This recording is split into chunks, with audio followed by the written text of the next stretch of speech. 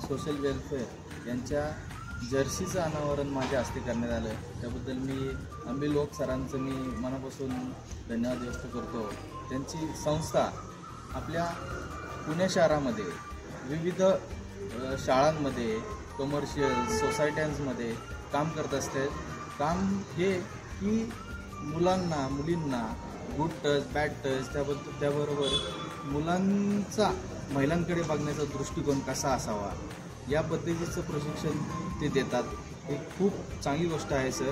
आणि त्याचबरोबर ते विविध स्पोर्ट्स म्हणजे मार्शल आर्ट्स असो, कराटे असो, या विविध स्पोर्ट्सचं प्रशिक्षण त्या ठिकाणी देत असतात विद्यार्थ्यांना.